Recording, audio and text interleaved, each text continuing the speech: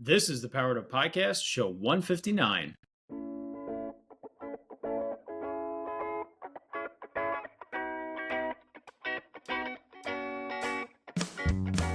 Welcome to a real-world education with insight and advice from teachers in the game, where current and former educators reveal what truly sets apart the great teachers and what it takes to make a positive impact on students. Whether you're in pre-service learning, new to the game, or a seasoned veteran, this is the show for you.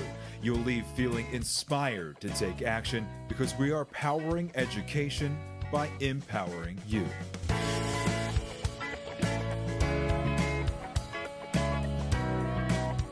Hey, what's going on, everyone? This is Ken Erman, host of the Powered Up Podcast, and I'm here with my co-host, Mr. Matt Grab His Cardigan Rogers. Matt, how we doing, Hey, man? I'm great. How are you, buddy? Solid. Snow day today. First It was one a of the s- year. First one in 2 years for me. so real question. As standing in admin, do you have any responsibility when it comes to a snow day? Did you have to do anything? No, I didn't really. We have some things planned at the school this week that I just had to shift days on, so just a quick email to the staff. But other than that, nothing. It's a day off for everyone. So I actually took my kids sledding late afternoon. Went over to actually one of our middle schools. They have a pretty good hill. I met up with my brother and my nieces, and it was the most fun I've had sledding in a long time. So at my old house, we had a hill right in the yard that would lead into a creek, and we had always had to like bail to make sure we didn't fall in the creek. But the last time we didn't have snow last year. So last time my son was 3 and my daughter was 2. So we did 5-10 times on the hill at most, but they were with me. They couldn't sled by themselves. And today they were sledding by themselves. We were doing trains. They were on with my nieces. I had a blast. It was so much fun. I love sledding, and to have them have that same joy was really great. It's good for the soul. A snow day is good for the soul. And the funniest part about this is I had off on Friday with an in-service day. I just got caught up with all my work. I had off on Monday because it was Martin Luther King. And you're like, I should have been totally fine to go to school today. I was so thrilled when they called. Like I said, it was good for the soul, and um, there is nothing better than a well-timed snow day. I'll put it that way. I couldn't agree more. Last question on this. Does your district do online learning for snow days? So I actually think this is really smart, and I appreciate this because where I live had a FID, flexible instruction day, which is, log on to a device and you get a few things accomplished. My district takes the first 2 or 3 snow day opportunities and makes that traditional. And then if there are further snow day possibilities, then they'll take home devices and prepare us for fit days. So it's kind of like a little bit of the touch of the past. Realistically, we have built-in snow days into our schedule. So if those would be running out for some capacity, they don't want to extend the school year further. So that's when fit days come in. And it's just like, to me, that's the sweet sauce right there. It is the perfect balance of still feeling like you're respecting back in my day type people, as well as being respectful to the idea of getting out. But we get out really early. We get out in May. So even if it were to push into June, I've always been, mentally prepared to go into June. My kids maybe a little bit less so. Yeah, absolutely. Our district is similar in that capacity, and I'm on Team Snow Day. I don't think they should be taken away from kids, but with the technology we have available now, if things get out of hand, if it turns into a nasty winter, or potentially like hurricanes in the fall, can already be a quote unquote snow day. So I think the balance is key, and so our conversation tonight was a lot about the joy and the love and the curiosity of learning, which I think snow days coincidentally really inspire. So I feel like it was good timing. Fellow Pennsylvania guest was on, so it was all wrapped around in the same idea. So we had Ryan Rydzewski, who is the author of a fantastic book. His co-author, Greg Bear, was not able to join us. But Matt, what was your takeaway from the conversation? So my takeaway is when you believe something wholeheartedly, how you can turn that into really productive and meaningful work is really powerful. And so what I mean by that is Ryan grew up in the same neighborhood, or lives in the neighborhood where Mr. Rogers was famously from, and the neighborhood that he cared about so dearly and welcomed us into. And what you witness is a true belief of the foundational ideas of Mr. Rogers, and how do you honor and continue to carry them out for the good of all kids. And as a former educator that has now gone into some other passion projects, specifically this book, it's recognizing that Mr. Rogers was so ahead of his time. I'll mention he was not my favorite character, childhood character. I was more of a Sesame Street kid than Mr. Rogers, but that's just because my last name is Rogers, and everyone would comment on Mr. Rogers. That's besides the point, but it's really neat. I bring up the point of the pride of Mr. Rogers and what he meant to that community and continues to mean to that community. And there is no better figure to kind of support and be about than someone who genuinely was well researched, ahead of his time, and just genuinely cared for people. So it's an awesome conversation. I think it's really impressive to see them continuing to carry on the values of Mr. Rogers. Yeah, I as mentioned in the show that our listeners will hear, I had the opportunity to see Ryan and Greg speak, and it was just a really cool concept brought to life. And I think that it's a part of education that is always out there, but we don't necessarily pay attention enough as teachers. And I think this conversation can be a stepping stone for teachers to lean into this attitude towards learning and towards the classroom, or a reminder for teachers that do focus on it and pay attention to that. So let's check in with Teach Better and then jump right into our conversation with Ryan Rydzewski. This podcast is a proud member of the Teach Better Podcast Network. Better today, better tomorrow, and the podcast to get you there. You can find out more at teachbetter.com/podcast. Now let's get back to the episode. Hi, Ryan. Welcome to the Powered Up Podcast. How you doing tonight? I am so excited to be here with you guys tonight. Thanks for having me. Yeah, for sure. I've been looking forward to this conversation for a while. You and I met about 6 months ago over the summer. Saw you speak, saw you present at a conference, which was really impactful. And I'm excited to dig more into conversation with you tonight. So kick things off for us nice and simple. Just officially introduce yourself, let our audience know where you are coming from, and give us an idea of your career and how it relates to education. Sure, yeah. So my name is Ryan Rydzewski. I am the co-author with Greg Bear of a book called When You Wonder, You're Learning, Mr. Rogers' Enduring Lessons for Raising Creative, Curious, Caring Kids, which is our book about the methods that Mr. Rogers used. You know, when we think of Fred, we often think of the way he made us feel, and rightly so, because he made so many people from so many different walks of life feel safe and comfortable, and an adjective we hear more and more often is he made us feel at home wherever we were. And so our book hopefully unpacks the methods Fred had for creating those feelings and making those methods useful to parents and teachers and anyone else who works with or cares for kids. I'm calling from Mr. Rogers' real neighborhood of Pittsburgh, where Greg and I both live. It is 8:11 p.m. and I think it's probably 10 degrees. It is the depths of January. So I got my Mr. Rogers sweater right here. I'll probably put it on at some point. And so what was the initial catalyst for writing this book, or just pursuing Mr. Rogers, or how you and Greg started down that path? What was that initial catalyst that led to where you are today? Yeah, It's interesting. So Greg and I, our day jobs, we both work for the Grable Foundation. Greg's the executive director. I am the communications officer. And a couple of years ago, we have the privilege of working in philanthropy, which is fun, right? Our job is to give away money to people doing really, really good work.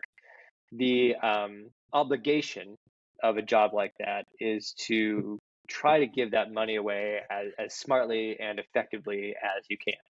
And so for that, we have to turn to the learning sciences in order to ensure that the things that we're supporting as philanthropists, as allies to educators, are useful, and we're giving to the right people, we're giving in the right amounts into the right programs.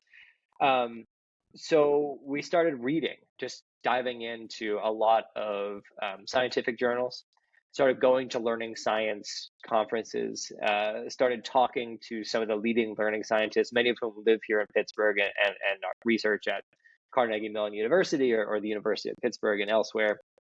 And, I'll tell you, the first time I went to a learning science conference, I was like, oh, this is going to be so boring. Like, this is going to be people talking about the nuts and bolts of pedagogy and using terminology that I don't understand. And I just expected it to be very cold and sort of mathematical, lots of charts and graphs and things. And what I found was the opposite. It was people asking questions like, how do we make sure kids feel safe? How do we make sure kids feel like they belong to a community that cares about them? How do we make sure that kids, as Fred liked to say, know that they are loved and capable of loving? They're asking all these questions and writing all these papers that to us, honestly looked like modern day scripts to, a 2018 version of Mr. Rogers' Neighborhood. These scientists were saying so many of the same things, talking about so many of the same sensibilities that Fred Rogers pioneered right here in Pittsburgh 50 years ago. And so we realized maybe there's another story to be told about Fred, because at the time, the biography had just come out. Morgan Neville's amazing documentary had just come out, that we had just found out that Tom Hanks was going to play Fred in a movie. He just was coming rushing back into our culture. But all that stuff, as wonderful as it is about Fred Rogers, the guy, right? And he's a fascinating person. He's worth studying. No one had really dug into his methods. And we thought, well, what if we look at Fred as a learning scientist? What might we find? And once we had that thesis, we couldn't unsee it. It was everywhere. So I have to share, like, I have a friend of mine, Brian O'Black, who's either a superintendent or assistant superintendent. I know does some work with your organization. It's fascinating how the city of Pittsburgh has two major loves, it feels like, which are the Steelers and Mr. Rogers. Like the pride for those two things are unbelievable. And there are some incredible things about Pittsburgh. The geography is challenging but beautiful and what have you. But it's astonishing how you pause and you recognize how much a city's identity is kind of molded around these two things, which is, a football team that is so hardworking and, not necessarily glamorous in some ways. And I'm saying this as an Eagles fan, I'm struggling with that. My wife is a Steelers fan. And then on the flip side, you have Mr. Rogers, who really, in a lot of ways, was a terrible asset to my childhood. I got commented with the last name Rogers all the time, but what his foundation stood for was everything that you could very quickly embrace. So I guess and please correct me if I'm wrong, is it as widely embraced in where you guys are at? Obviously living in the town that he lived in, but the identity, there are two great things to be associated with. Like, those are great things as models that really time in and time out lead to positivity, hope, and, enduring challenges, as opposed to some other ways that we find inspiration where we live. Yeah, it's amazing when we talk about this book and when we talk about Fred here in Pittsburgh. And in fact, it's funny that you brought up Brian O'Black, because just this morning, Greg and I gave a keynote speech in his school district, the Shaler area school district. Cool. They had a district-wide PD. And just this morning, we asked, how many of you knew Fred? How many of you ever bumped into him on the street? And if you talk about Fred around here, everybody, at least of a certain age, has a story. Uh, we actually met one woman who accidentally hit Fred with her car. He was crossing the street and she wasn't paying attention. And sometimes the stories are really moving. There's one person told us about how he met Fred at a fundraiser, just a quick hello, and they got to shake hands, and he said, Mr. Rogers, I loved your show growing up. Thanks a lot for it. You just meant a lot to me. And Fred, rather than just like shaking his hand and moving on, he always engaged people, and he always asked about their lives. And so he asked this person, oh well, what was your favorite episode of The Neighborhood? What did you like about it? And this guy, like many people, said his favorite episode was the Crayon Factory, which was filmed not too far, I think, from where you're sitting, Matt. And Fred asked this guy, what was your favorite color crayon when you were a child? And this guy said something like blue. And then they both went on about their night. And it was a great little memory for this guy. Hey, I got to meet Fred. I got to tell him about, how much I loved this one particular episode.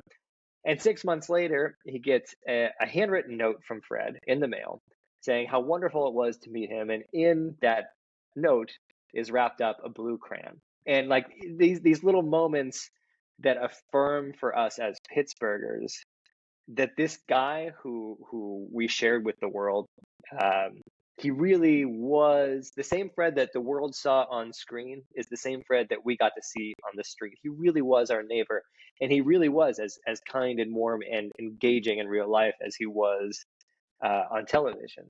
And so, yes, he's ingrained in the culture here. I think, of course, as a city, as a region, we fall short of his vision. We fall short of what he believed we could be, and we need to and continue to work on that. I think if anything sums this up, it's that Tom Hanks came to Pittsburgh and he was filming this movie, and he was in an elevator leaving a hotel, and someone came in and instantly had that, I'm in an elevator with Tom Hanks. And I think Mr. Hanks probably braced himself for a little hero worship or a little sort of celebrity encounter. But what this person said was not, hey, can I have your autograph? This person just said, hey, we take Mr. Rogers really seriously around here, so you better not screw it up. So That's special. Your book is something that I actually had on my nightstand, and so my wife is a former teacher, and she now stays home with our kids. And I had your book. I think I got it at a different conference, or I forget where I had it, but I had it, and we were kind of passing it back and forth, reading it. I was looking at it from the perspective of dad and teacher, and she was looking at it from the perspective of mom, because my kids are young. They're home full time or they're home part time, depending on which one we talk about. And so, she does a lot of different activities with them. And so we felt like we could both pull things from it in different perspectives. And then I had, like I said, I had the chance to see you speak, received another book there and passed it along to a friend that I knew would benefit from it as an educator.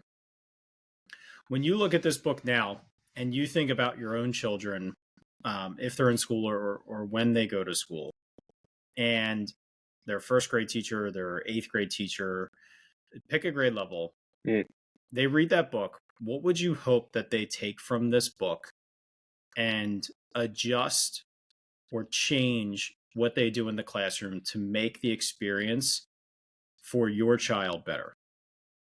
That is a really good question, Ken. I don't think we've ever heard that question before.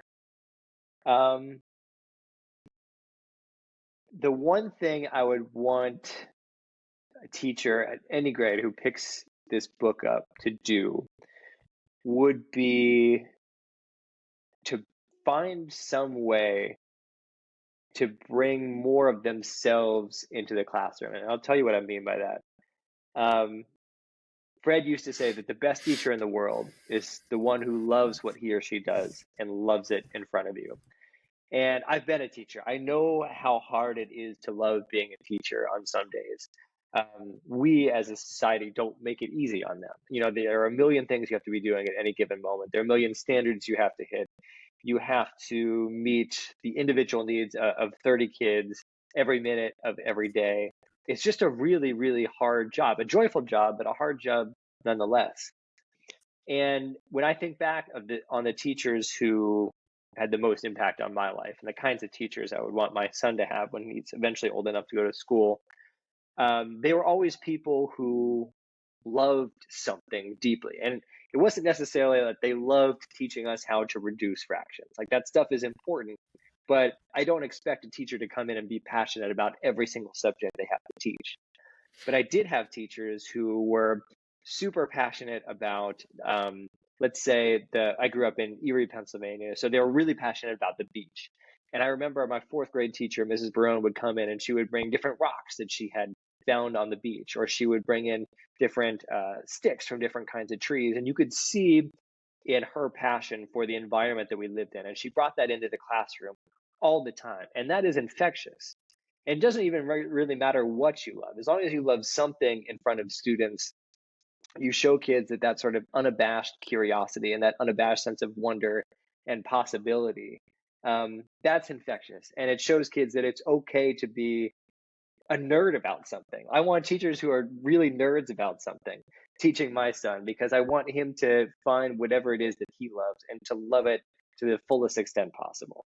And I actually think it makes teaching more fun. The word that we hear again and again when we talk about this book with teachers is healing, which is surprising to me, but maybe not so surprising in hindsight. And Greg and I don't take credit for that. The healing is all due to Fred. He reminds us that we got into this work, we got into education because we really, really love something. And we want to be able to share that with the kids that we serve. And it's easy to forget that in the day-to-day hustle of having to do a million different things at once. But yeah, if they could love whatever it is that they love and love it in front of my son, I'll be a happy parent, and I think he'll be a happy student, and they'll be a happy teacher. I think that is a great message. And I think, honestly, more recently, we've had further and further conversations. Even my co-teacher, who I'm teaching with right now, said it took her 22 years to realize that she could bring her specific out of classroom passion into her classroom. And her passion is gardening. And so actually, what's convenient is the most recent science standards allow for that very fluidly. So she can justify it. So she has a gardening club where fifth graders just gift to different organizations, teachers, classrooms, different activities. It is the idea of community service, but a purposeful organization while also talking about care and support. And she said, if I had learned how to do this 15 years earlier, the way that I would have felt drained through those years would have been so much more decreased, and the connection I would have had with kids would have been totally different. And I think you mentioned it right there, like, it is a beautiful thing that we could choose something that we love that has no application to our kids. They may have no interest. I am really into disc golf. And I started talking about it to my kids. They don't care about disc golf. That's totally fine. But they see that idea of the uniqueness, that interest, having an identity, a personality. This is what gets me up and excited every day. It really is that driving force. I guess I'll ask you this question, because I'm only finding comfort with doing that now. I felt, and I've said this before, I felt like for the first decade of my career, I was sterile. I was the picture of what a teacher should be as opposed to my brand of teacher. Do you feel, now that you've been out of the classroom for a good while, do you feel like you would adjust or enhance in any way? Or do you feel like you had a grasp on this message at the time that you were teaching? So just to add context for you, Ryan, I'm an instructional coach now, so I still work in my district, but this is my fourth year in that role. So it's funny. I think this relates a little bit. So I've been stepping in. We have a principal that's out. So the last 2 weeks I've been in an elementary building, just supporting the teachers while the principal's been out. And I had a couple conversations with this fifth grade student just in the morning, like breakfast, when they were picking up breakfast. And then one day I had to announce some winners of their reward system that they have in the school, and the same student comes down, and I guess I had said my name on the announcements when I was announcing the winners, and she comes in, she says, "Mr. Ehrman, I thought that was you." She said, "It's Lily." And so in my district, I taught 5th grade for a long time. And then 1 year I taught elementary STEM grades 1 through 5. It was the year that we shut down for COVID. So I was really only there for about 6 months. And then when I came back, I was an instructional coach. This girl was a 1st grader when I taught STEM. And she's now in a different elementary school. She's a 5th grader. So she recognized your voice. She recognized my voice, Wow. and I guess it finally just clicked with her after a couple interactions. And as soon as she said her name, I remembered who she was. So fast forward a few more days later, I'm standing out while 5th graders are lining up for lunch, and she says, "Mr. Ehrman, how's your daughter?" My 2nd daughter was born while I was teaching her. And so clearly she remembered that. I told all the kids because, one, I was going to miss time, and I did open up my life to my students. You know, we've had many conversations on this podcast about how to do that, where the line is, where your comfort level is. But I think opening yourself up to your students is the most valuable thing you can do as a teacher. And like you said, Ryan, sharing what you love with them. Like you said, Matt, with the gardening, whatever your passions are. There were so many times when I was doing home projects at my house, I would use the scenario to build upon what we were doing in math to create problem solving skills for them to work on. So creating word problems out of it, showing actual pictures of what was going on in my house.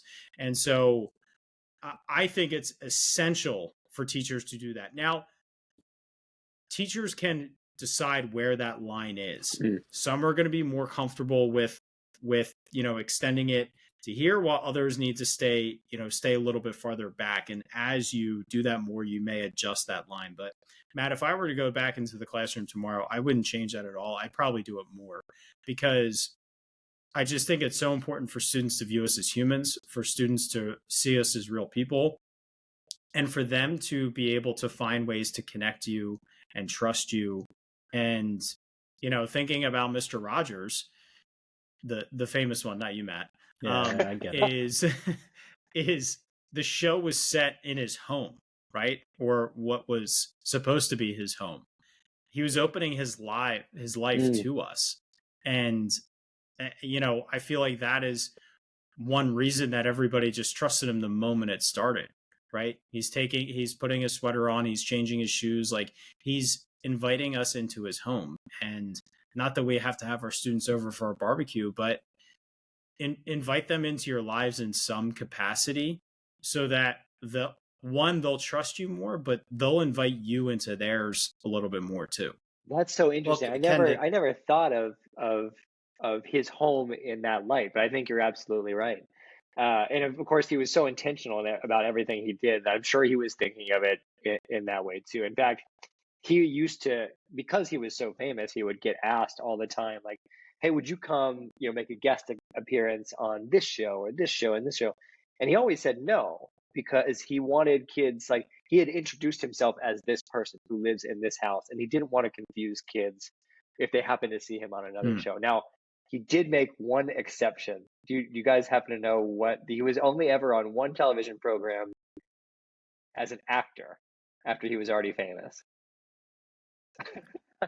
It was I don't know. No. Dr. Quinn, Medicine Woman. He loved that show, and so he made one exception, and he made a quick guest appearance on Dr. Quinn. That is fantastic. I think, the reason why that resonates with me, what you were saying, Ken, as well, like, I felt like personality-wise, I started, and because of my last name, I absolutely had different colored cardigans in my my closet.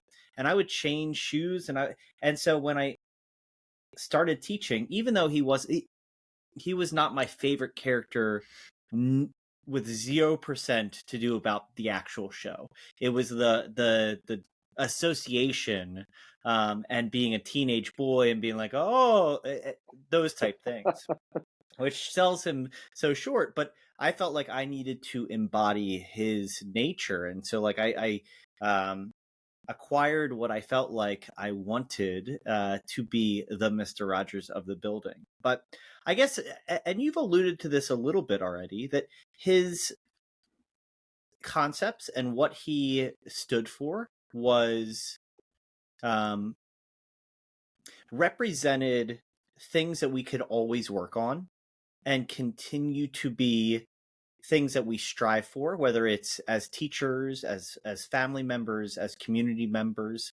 What are some of the features, and you can go either route, what are some of the features that you feel like, and I think this is more obvious, that are still present now, even though, you know, he hasn't been alive to say them directly in a while? Or what are some of the policies or perspectives that you think would need to be adjusted or updated based off how things are today? That's a good question.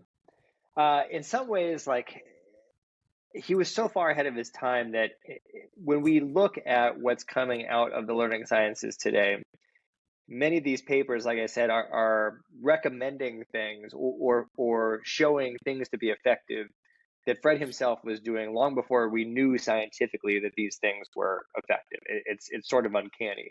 And that came from Fred's just deep study with children. I mean, there's a place here in Pittsburgh called the Arsenal Family and Children's Center. It still operates today, but back in the 50s, when Fred was trying to figure out what he wanted to do with his life, he enrolled there. And he happened to enroll there at a time when the superstars of child development theory and practice, Benjamin Spock, Erik Erikson, these world famous names, all of whom happened to be working at this place called Arsenal, and all of whom happened to be working there at the exact same time. And in walks a young Fred Rogers. So he's learning from the best of the best, and he's applying it in all sorts of ways that to us are almost invisible. If you don't quite understand the learning sciences, it might be hard to understand at first glance, for example, why Fred has a traffic light in his living room, or why Fred sings a song a certain way. So in many ways, he is embracing the learning sciences in a way that we see more and more teachers and more school districts doing now. That's really exciting. There is an attentiveness to what works, and there is I think, a concerted effort among lots and lots of different organizations and people to bridge research and practice. We know more today than we ever have about how kids learn. And we're seeing more and more teachers have access to that research, have help implementing it, and actually having teachers conduct some of that research themselves. And nobody knows what works better than teachers themselves. That, I think, is really exciting. Where I think that we probably need to make some changes, it depends on the context, but when I became a teacher, it was 2009. It was the height of No Child Left Behind. And the way I was taught to teach was, look, if you write out the steps clearly enough, and if you make your students go through these steps enough times, they're eventually going to get it, and then you can go on to the next standard. I learned on day one that wasn't actually going to work.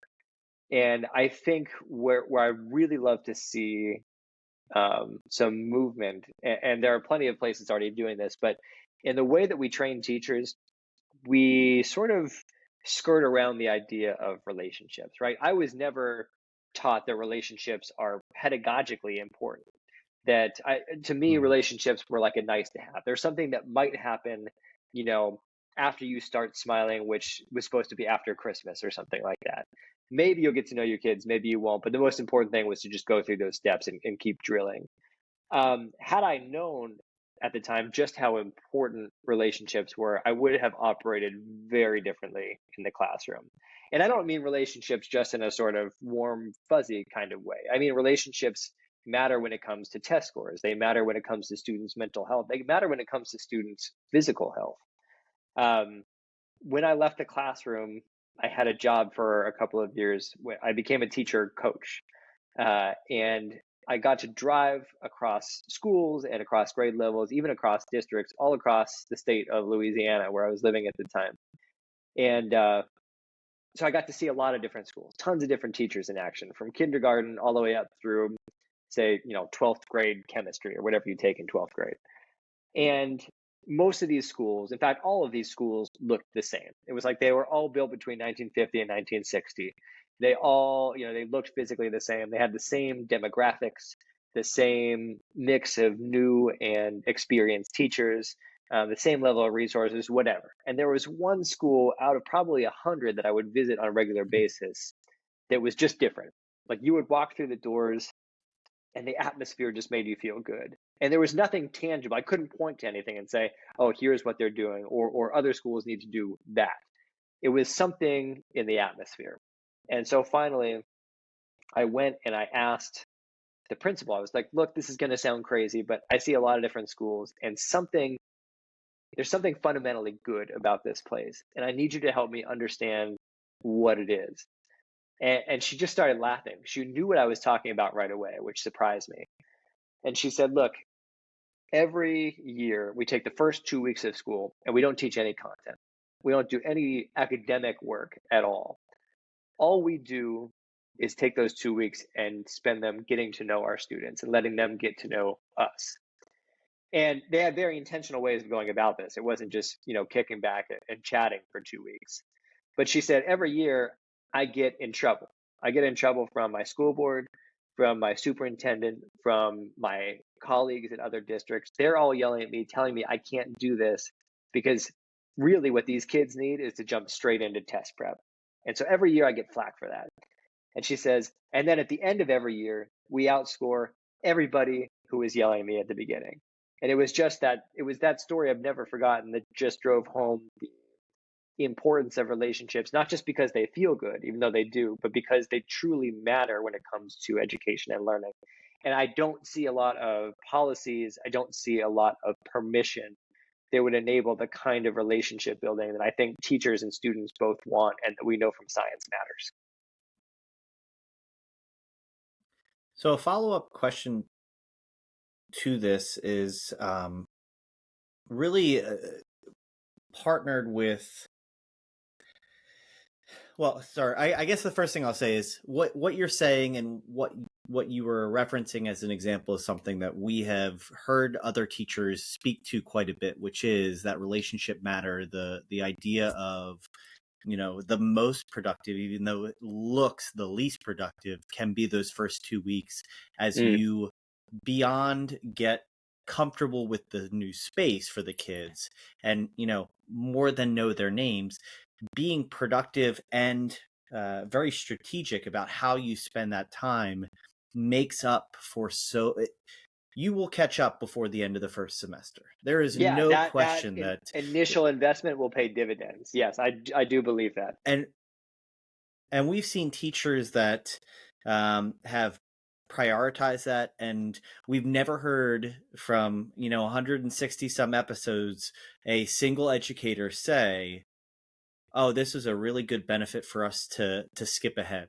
We're gonna get the books out the first day, and that's where, when they say relationships matter, it's so valuable and so obvious. And I was reading and just looking at your website. So one of your discussion questions reads, think back to what made you curious as a kid. What kinds of things made you light up as a learner? And that stuck out to me in combination with the story is this curiosity continues to pivot downward as the students go into further education, because it becomes more structured and there's more material to get through. How do you find the combination of relationships matter and still driving for curiosity while knowing that you have these outside factors that are telling you that you are wrong? Like that's a great question. We have so many examples of people telling us it's worth us getting in trouble for, but how do you find that balance? Yeah, I don't know. I don't know that I have a method or a series of steps that I can give. All I can do is I can share stories of things that I've seen work and things that people have told me. And my favorite example is actually from Wheeling, West Virginia. There's a school there called Wheeling Country Day School, really wonderful small school, and a teacher there named Luke Hallidick. And Luke, he's a super creative guy, also loves filmmaking.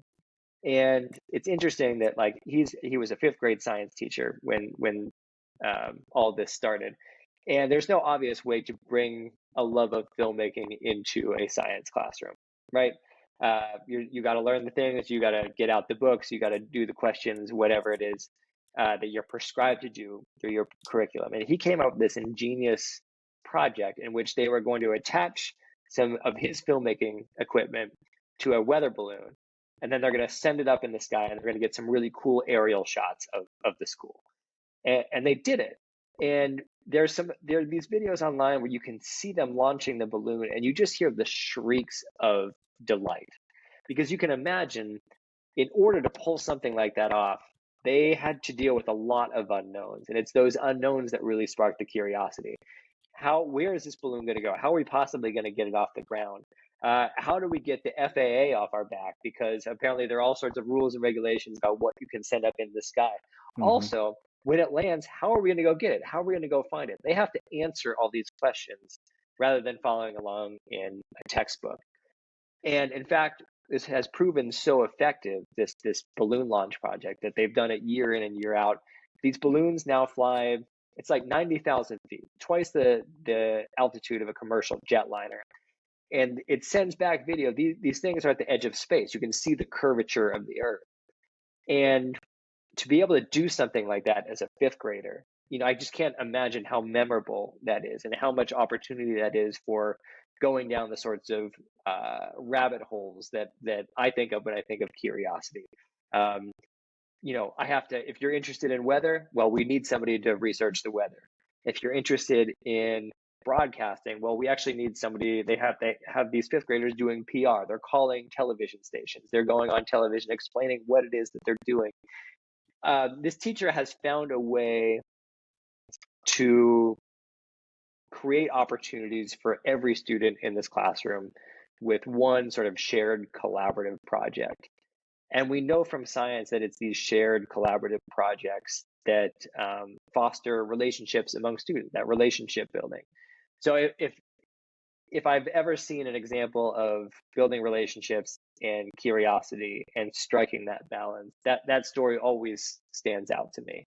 And in fact, it's worked so well that Wheeling Country Day was a K-5 school, and they've actually opened a middle school based on these sorts of projects, where they do them now in 6th, 7th grade. They do them in every subject. They describe this new school as being like the weather balloon project, but all day, all the time. And so they work on building bike trails. They work on, I think they're working on some sort of space or robotics type thing. But they're always doing it together. And these students are always able to sort of pick the aspect of the project that makes them most curious. And so what you get is a classroom full of kids who are lit up because they get to answer the questions that interest them. And they're led by teachers who are lit up because these teachers are bringing in the things that they love. In Luke's case, it was filmmaking, bringing these things into the classroom, and they're all learning together. And that's something we saw Fred doing all the time. Like whenever you pick any episode from almost 900 episodes, Fred is learning along with them. You see him being astonished. We got a lot of work to do, Matt. Yeah, you see him being astonished and surprised, and sometimes he just looks at the camera in awe because he's learning too. He's learning alongside us, and I think those are the experiences that kids never forget and the teachers live for. Well, I just want to add, and then Ken, you can ask your question. I think that how you use examples to answer the question, I think the reason that's a difficult question is in a lot of ways it seems so obvious. The idea of depending on the light up moment, and it's in education, is so difficult to quantify or qualify what it is that makes an educator great at their craft. And engagement or personal responsibility from each kid and their investment in the situation sounds so obvious, and actually carrying it out in a succinct way is so difficult that Sure. I love that you continue without saying it straightforward, like the science backs us up. There's actual science besides anyone and everyone saying and agreeing that this is a great idea. The idea of making a better impact in the environment, or answering questions, or inquiry-based learning, taking those from buzz terms that we use as educators and seeing them become reality in practice with kids, driven by kids. I think that's a big key that we continue to see. That is the reflection that, the time is always well spent when the kids have their hands on the outcome. So Ken, sorry to interrupt you there. That's okay. This might sound like a little bit of a cynical question, but Ryan, in your opinion, why is the experience you just described, the school you just described, why is that not the norm? That's a great question. Why aren't there these isolated schools where students elect to go to, where they experience what most kids experience nowadays? Why isn't it flipped? What is missing in the puzzle to get to flip it? I don't think it's a cynical question. I think it's a good question. I don't know that I have a great answer for it. I can tell you from my experience when I was a teacher, I would say for two reasons. I could probably count on one hand the number of times I felt myself light up in the classroom. I felt myself loving something and loving it in front of my kids. And first is, I was never taught that it was important. It wasn't something that I was ever consciously trying to do. Lighting myself up was something for me to do on my own time after school, and the hobbies and stuff. And I kept that Ryan out of the classroom. I was like what you mentioned earlier, Matt. Your first decade, I was trying to be the teacher, trying to be what I thought a teacher was supposed to be. And it wasn't that fun or enjoyable for me, and it certainly wasn't for my students, I have to admit. So I think, first of all, I wasn't conscious or aware that A, it was even an option, or B, that it was important and that it actually would have a positive effect on all the other things I was trying to accomplish. I think, though, had I even been conscious of that, had I been trying to do it, I would have been worried about permission. What does this look like when my principal walks in and my kids are trying to launch a weather balloon and they've been working on it for 6 months and they keep trying and failing, and it looks like chaos because kids are doing all sorts of different things and we don't have anything to show for it yet. They're not in their seats quietly, right? The test data doesn't look great at the beginning. That stuff weighed on me as a teacher. I think it probably weighs on lots of teachers today. I mean, they're tired, and doing this stuff, as fun as it is hard. And if you mess up, your job's on the line. I think that the happiest teachers that I've had the privilege to meet over the past couple of years, the schools where the atmosphere is most positive, they're places where administrators trust teachers enough to do these sorts of things, and they make that trust explicit, and they make their permission explicit. Like, look, you can go in your classroom today, and if things fall apart, like, that is okay. It's not a reflection of you being a poor educator. You're trying something that's messy. You're trying something that's less regimented, that's less rigid. And I don't know if we're there yet in terms of blanket permission.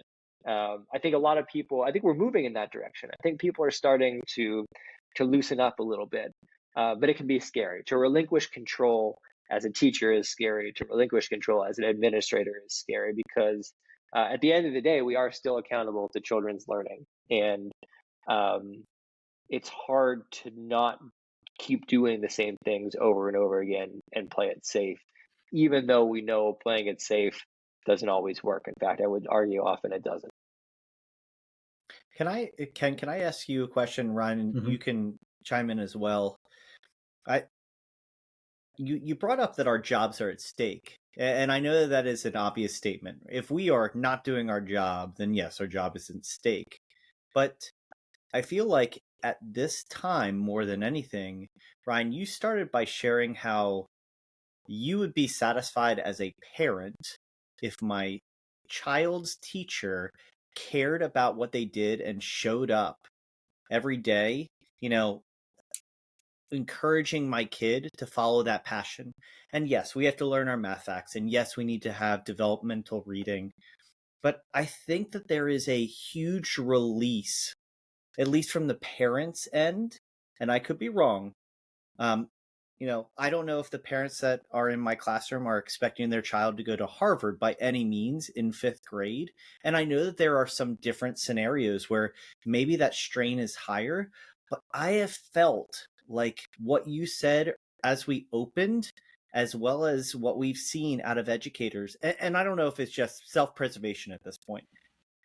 The great educators that are staying in the field right now kind of have the opportunity, and the administrators have to be forgiving and give some of that responsibility up. But it almost seems like the power is in our hands a little bit to experiment. And I'll be honest, I am so far in curriculum. I am so far behind where I want to be, but I know when it matters, my kids are going to try so much harder on these tests that I'm going to tell them when we line up for them that try your best. That's all I care about. You being proud of yourself means that I'm going to be proud of you, and their effort is going to compensate for what we didn't cover. And just because we didn't cover everything doesn't mean a classroom that did cover it, that those kids are going to give their all. And I think that shift, what you're sharing, I just pulling back what your opening perspective was, I don't care that much about standards, and I should be. That's my number one priority. I care about professional responsibility wise, like I need to know what a fifth grader is expecting to know. And if I don't obviously have that, we have big issues. But I think it's an interesting shift in education, that permission that we are granting. I think, Ryan, as an educator, as a researcher, as a parent, I think you have a similar perspective to what a lot of us feel. And when the parents and stakeholders and teachers all have that same perspective, even though, in our case, PDE, Pennsylvania Department of Education, has our dates, it is so much more open to what we think is good for kids. I love that. I want my son to come home excited about the world, interested in what Fred used to call the smorgasbord of what's available to him. I want him to see possibilities in the world and in himself. Of course, yes, I really want him to be a good reader. I want him to know his math and his science and all that. But I want school to be a place that he wants to be, because he loves learning. He loves to become the best version of whoever it is that he's becoming. I don't know, how teachers do that probably looks different in every classroom. But if my son's coming home with that sensibility of like, look, this is what we did today, or this is what Mr. Rogers or Mr. Ehrman said we're going to do tomorrow, like that's the sort of excitement that I hope that my son has the privilege to experience. I hope that all kids get to experience. I think what you just said there is so important, because as a classroom teacher, as a STEM teacher as well, I was so focused on developing a level of loving learning, or understanding the value of learning, understanding the value of work ethic and follow through. And I know that my focus on that directly impacted the standardized assessment success of my classroom. And I didn't do it for that, but because of that, it allowed me to do it more. I did it because I knew it was something that would lead them to success for the rest of their life. But by also doing that, it does have a positive impact on how they perform on standardized tests, which is something that you have to pay attention to. We can't ignore it, right? Every teacher in Pennsylvania gives the same test. So you can say it's a stupid test. You can say the questions are too hard. Every student takes it. So every student is held to the same standard. And so, again, it wasn't something that I focused on, but by developing that passion and love for learning, I do believe that my students performed better on standardized assessments because they had a desire and an ability to acquire information, to problem solve through different strategies. And, now as a parent, that is something that I'm in tune with. Like for me, my son is in kindergarten this year, so he's our oldest. So this is our first experience in public education.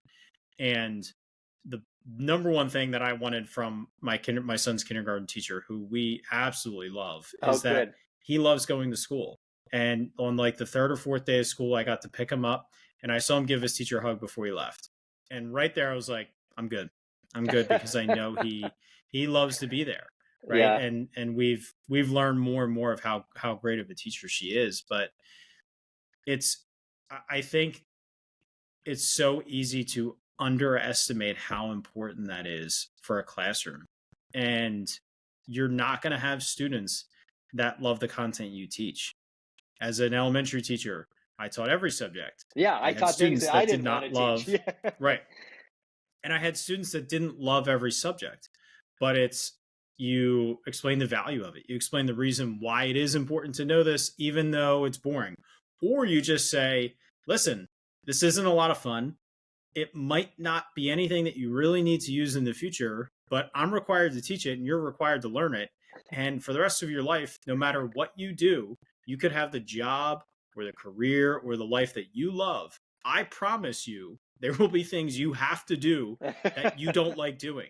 So get used to it and find a way to apply yourself in those situations so we can get back to the fun stuff that we love doing.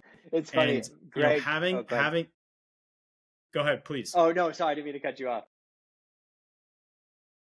So, that just that mindset and that message and that relationship, I think you have with students, it will make them enjoy being in school more. That's a win. And it will have a positive impact on how students perform in different areas of how we are measured as teachers. And I don't think that it should be overlooked at all. Yeah, I think those little proof points are so important. We're seeing more and more of them, right? As you two are, for your listeners who are familiar, KTI stars, like that is a group of people who are proof points. This is a group of people who go into schools with more enthusiasm than I have ever seen in my life from educators. Like, how lucky for any kid to have a teacher like that, who not only goes into school day in and day out, lit up, but then spends his or her time out of school trying to get better for kids. We talk about all the time about how important this is for students and for student performance. It has to be equally as important for you all, for the folks who are actually doing the work. I mean, we don't need to rehash the crisis that we're facing in Pennsylvania and elsewhere, but I don't blame young people for not wanting to go into this field, right? I mean, given what they see and what they hear, I think there's a ton of joy in it. I've done it myself. And I think we need to make that joy the norm. We need to make that permission the norm. We need to get people to be just as excited as teachers as we're trying to get our kids about classrooms. So I really would love to continue this conversation, but I want to be cognizant of our time. So we're going to jump into our exit ticket, which is the same 4 questions we ask every guest every week. Okay. Question number 1. What is the best thing a teacher can do to make a student school experience better? I'm hesitant to answer this because you two as co-hosts and I'm guessing the majority of your listeners are the folks who are actually doing the work. The best thing, though, I'll just tell you from experience again. My best teachers were the people that I understood as human beings. And we've covered this a little bit already, but it was my favorite teachers, the ones I never forgot, are the ones who, Mrs. Brown talked about her husband. I knew she had a family. I knew that she loved to go to Florida for vacation. These are the little things that made me feel bonded to her because I could relate to her. It wasn't like, if I saw her in the grocery store, it was like, hey, Mrs. Brown. Whereas sometimes you see other teachers and you're like, oh my gosh, you're a real person. You go grocery shopping. Can you imagine? So just revealing yourself as a human. Again, like you mentioned, Ken, earlier, I'm not sure where your line is, but up to whatever it is that you're comfortable with. I think the most important thing is to be your full self, whatever that looks like in the classroom. What is the best piece of advice that you've received? It may have come from a colleague, a supervisor, or even a student. Best piece of advice on anything ever? I would say probably in the general field of what you work on, but you can take it however you'd like. In the book, in chapter 3, chapter 3 is about Fred's style of communication. And in order to describe how Fred communicates with viewers, we borrow a concept from Thich Nhat Hanh, he was a Buddhist monk and philosopher. Some of your listeners might be familiar with his work. And Thich Nhat Hanh talks all the time about effective communication, basically breaking down into two things. It's deep listening and loving speech. And as a co-author of this book, it's this chapter that I think probably affected me more than any of the others. It's the one that changed my behavior, that changed me as a person probably more than any of the others. Especially this concept of deep listening. I feel like this is so important, and it's one of those things that sounds obvious, and yet we don't ever, at least I don't actually do it, or I didn't before this book. Deep listening is when you listen to someone you disagree with without judging their feelings. Right? It doesn't mean you have to agree with them. Doesn't mean you have to think they're right or that they're smart or whatever. You just have to listen to them uncritically, at least at first. And when you do that, usually that's all people want. They just want someone to hear them out.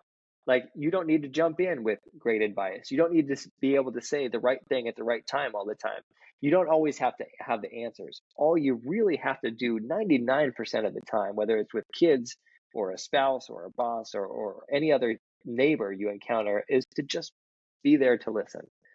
And I'm trying to be better personally about just shutting up and listening and really listening, and not trying to wedge in, my words of wisdom or project my experiences or my assumptions on them, but just listen. And I think when you do that enough, people really reveal themselves to you in ways that are quite beautiful and that allow you to be a better neighbor to them. Like when you listen to someone, when you really listen to someone without judging them, often, the answer that they're seeking, it will come to you, or you could be a better friend or a better teacher, or a better spouse to them. So that's a long way of saying I'm just trying to listen more.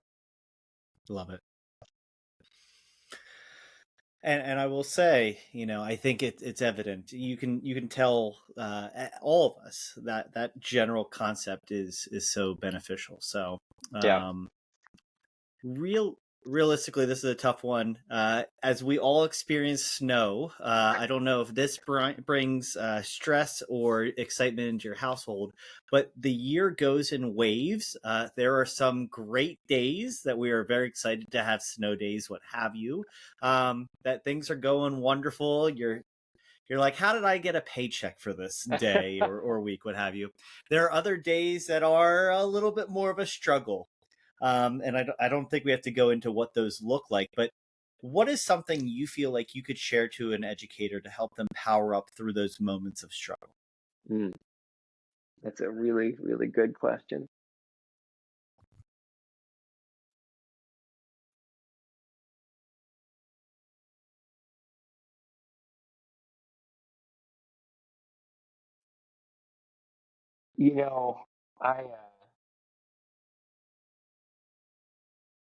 We do this thing when we give talks, and so Ken, you've heard this before, and it's an exercise that Fred himself used to do when he gave speeches. And to me, this is like, it's the most grounding exercise I can imagine. It is, when we do this, it completely changes the atmosphere of whatever room we happen to be in. In fact, and I did it at my wedding. You can see it in Morgan Neville's documentary. They do it at the end, and it's just this, like, it's this beautiful little 5-sentence exercise that Fred did. And to me personally, it has gotten me through through the hard days, through the dark winter days, whether you're speaking literally or metaphorically. And so I can just read it if you want, Please, just would so love your that. listeners hear it, and I'll just recite it. So it just goes like this. From the time you were very little, you've had people who have talked you into talking, smiled you into smiling, sung you into singing, loved you into loving. Some of them may be here right now. Some may be far away. Some may even be in heaven. But wherever they are, if they've loved you and encouraged you and wanted what was best in life for you, then they're right inside yourself. And I feel that you deserve some quiet time on this special occasion to devote some thought to them. So let's just take a minute and honor the people who've cared about us all along the way. And, when we do that exercise and we sit there for a silent minute, no matter how bad your day has been, when you can focus on someone who, maybe was a parent or a friend or a fellow teacher, maybe it was even Mr. Rogers himself, you can focus on somebody who created those feelings that we talked about in the beginning, the same feelings that Fred created in us of safety and warmth and comfort. And I feel like reminding ourselves that we can do the same for other people and that other people can and will continue to do the same for us. That can get you through some really hard times. I love that. Thank you for sharing that. So last question here. It's easy to fall into facilitating a repetitive classroom. What do you think separates the teachers who are the ones constantly seeking to change, innovate, and adopt new teaching strategies? Oh, that's a good question. Those teachers, I think, it's exactly what we are trying to instill in students. Those teachers, the lifelong learners. There is a conference like KTI where I met you, Ken, that can't exist if teachers don't love learning more about how to be a teacher, right? Anyone can walk into a classroom. I'm proof. Anyone can walk into a classroom and just go through the steps for a couple of years. It takes a very special, lifelong, someone who truly loves learning to set themselves apart like that. And the more the more people who love learning, who go into the teaching field, the better. Because not only will they be happier teachers, I think we're going to see a lot more students who love learning, who are lifelong learners coming out of those classrooms. And again, how did those teachers become lifelong learners? How did they get that enthusiasm for learning? Somebody in their lives loved what they loved and loved it in front of them. And it's our charge and our obligation and our responsibility and our privilege to do that for kids. That is fantastic. Our simple last question is, it's been a joy for us to get to talk with you. How can our audience continue to connect with you going forward? Well, I would love to hear from all of you. You can reach Greg and I at whenyouwonder.org. That's our website. There's some stuff there. I think you mentioned it, Matt. There's discussion questions if that's helpful, or you can contact Greg and I directly. There's some news and some other resources. We're trying to keep it up to date, and as people share things with us, it's a place where we can put things as well. What Greg and I have sort of become over the past, since this book came out, is almost like we've been put in this magical position of we get to talk to people like you all the time. We get to talk to teachers all the time in all different parts of the country and even over the world to a certain extent. And so at the beginning, it was like, well, here are like 12 ideas that we have that we discovered while researching the book. But now people are coming to us and saying, like, here's what we're doing. Like, here's my Fred method in the classroom. Here's what I'm doing that's Fred-like, or here's something that I think other teachers really benefit from. And it's been so much fun to share those things that we're just hopeful to keep doing it. So if you have stories about Fred or ways that you apply his methods in the classroom, please share them, because we'll turn around and share them with other teachers on other podcasts and in our newsletter and in our presentations. the more that we can spread these ideas around, the more we can spread this, we can follow in Fred's footsteps together. And that's something that anybody who grew up, watching and loving Fred, how joyful that can be. Excellent. Thank you so much. We'll link up to your website in our show notes, which can be found wherever you're watching or listening to this episode. Ryan, thank you again for coming on. I really enjoyed our in-depth conversation after getting to meet you this past summer and watching you present. And I would highly encourage our audience to, one, check out the website, if you are a teacher and you ever are asked about bringing presenters in, please consider Ryan and Greg to come to your school district, as well as definitely check out their book and give that a read and start to think about how you can implement those ideas into your classroom. So Ryan, thank you again so much for your time. And Matt, why don't you take us on out of here? So we powered down this episode. You have left us feeling quite powered up. Ryan, thank you for your time. And for our listeners, we cannot wait to have another great conversation this time next week. We'll talk to you then.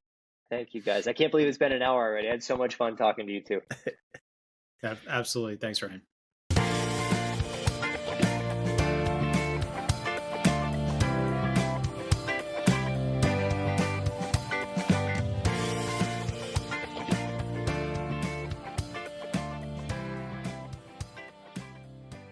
Thank you so much for listening to this podcast. If you haven't already, please subscribe on whichever platform you're listening to or watching us on YouTube.